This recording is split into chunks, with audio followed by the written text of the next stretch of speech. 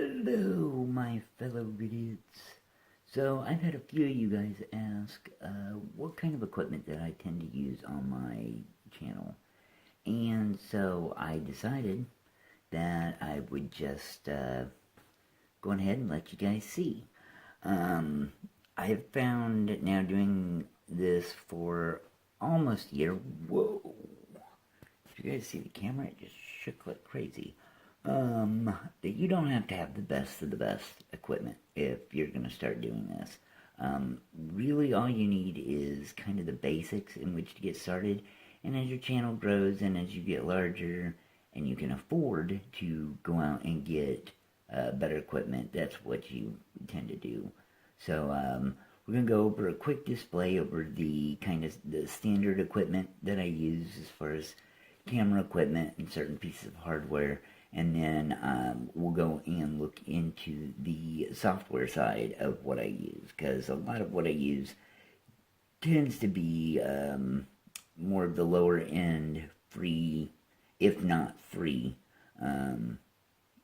stuff. That if if you're going to be dedicated at being a general YouTuber, making video playthroughs, sharing life experiences through vlogs, you don't have to have the best of the best. And if that's what's stopping you from being a content creator and publishing on YouTube, you don't need to. So we're going to go over this stuff and see you guys here in a second.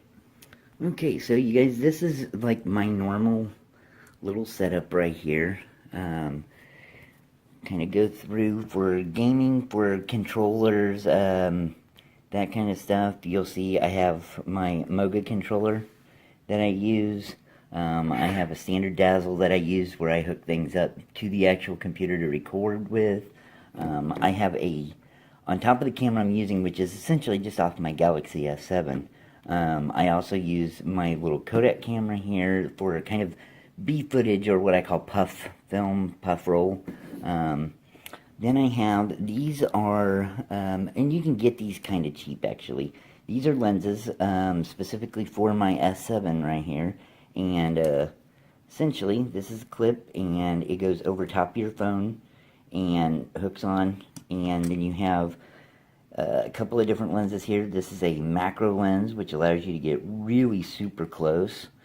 Then you have the wide-angle lens, and then you have the fisheye lens. And you can get these lenses, and they work for just about any phone. And it allows you to get a little bit better video or photographic quality on your pictures and stuff, and it's only about 20 bucks. So it really works out well. You can get these kind of cameras nowadays for about $20 to $30. If you guys decide, I wouldn't recommend going with the Dazzle. This is a really old technology. As you can see, it's S-video cable or the standard audio cables, the red, white, and yellow RCA cables. So I wouldn't recommend going with one of those. I would go, probably go on something, that's commercial and higher end nowadays. This Dazzle one is actually one of the last few that will even work with Windows 10. And you have to have special drivers and stuff to be able to do that with. These are the new headphones that you guys, I know, have a couple of you commented on the fact that the audio quality is much better. These are my new headphones that I got. These are Triton Gamma headphones. This is my portable drive that I use. This is a Seagate 1 terabyte backup drive, and I do all of my videos, recording and rendering to this. And for those of you who have asked, this is my computer. This is it. It's a netbook. It is an Acer ES111M. And the only difference between this computer and the stock version of the ES111 is I've upgraded this one with 8 gigs of RAM.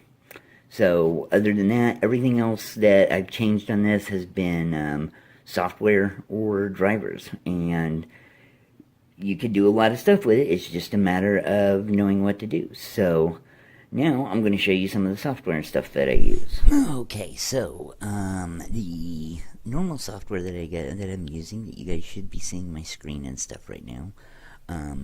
Usually I have Fraps as my main recording, and I use it to for pretty much, I would say at least 90% of everything I record is I use Fraps. When I stream or when I'm recording like now where I'm showing you guys, desktop and stuff, that's where I use OBS, and I tend to either use like the OBS open broadcasting software for some of the older stuff, or I use the OBS Studio for some of the newer stuff, especially when I'm streaming. But then once I get done using a recording, typically I render in two different ways. Either I render using the Movie Maker, just the standard Windows Movie Maker, or I use the FreeMake video converter. FreeMake is exactly as it says, it's all free. I notice a lot of you guys have commented, like at the end of my videos, you'll see the little FreeMake sign come up, and that's because this is what I use. So once I get it done getting everything made, I will add a video, and then I will hit convert, I'll say to MP4, because I tend to convert down to MP4. It's the smallest with some of the best quality in my opinion. So I convert down to MP4. With this, you can actually make several recordings, put them all into one file. That's what the join files is right there. You can go through and do edit, where you can edit some stuff down. I do actually have a video we can test this with. This video right now is what I'm actually recording, but here I can actually show you on the Skyrim opener, is you can go through, and as you can see, you can pretty much fast forward to any one particular point within the video. You can make small cuts and edits. If you have scenes, you can actually go back and forth between scenes. It is really simple, and all it essentially does is it converts whatever video you put into there. It will allow you to convert it into pretty much any of these. So it makes it really, really simple to do a conversion of either one or more videos all into one stream. On top of that, then once it gets recorded, then I use this little program right here. It's called MP4 Fast Start. And when this, what this does is, the way your MP4 records, when you record an MP4 file, well actually most video files, when you record, is that it puts the basic of the video is up front, and then all your rendering information is at the end of the file. Well, and that's so that whatever player you're watching off of, it scans the entirety of the file, reads the rendering information, and then goes back and plays. Well, what MP4 Fast Start does is it takes all of that rendering information and it puts it at the front of the file. Now, I've actually already done that to all of these, so I'm not going to be able to show you that, but you simply select the file, you'd say hit Fast Start, and what it does is it moves all of that render information to the front of the file. Now, what makes that nice is because once it's done and you go to upload to YouTube, the way YouTube works is you would upload a video, the video will finish getting done, then YouTube will reprocess and re-render all of that information with its own settings at the very end of the file, and then it saves it and it puts it out. Well, when you use MP4 Fast Start, the rendering information is at the very beginning of the video. So YouTube automatically reads that while it's uploading. And while it's uploading, it's already processing with that information. So as soon as it gets uploaded, it's about anywhere, usually in my experience, it's about 80 to 90% already done being processed and rendered. Usually the way mine goes is I will upload no sooner than my upload is finished. It will be on like 90 to 93% processed, and then it hits 95, and a minute and a half later it's ready to upload to YouTube. So it makes it really quick, it makes it really easy, because you don't have to wait for then YouTube to re-render and reprocess the entirety of the whole video. And when you're talking, you're uploading videos that are usually, say 30 to 50 minutes. Well, my settings through Fraps, I will show you here. I record at 30 frames a second on full size, which gives me the high definition, and usually like about, I would say, given the game, if I'm recording an hour on, say, Skyrim, my file size will usually be about 6.5 gig.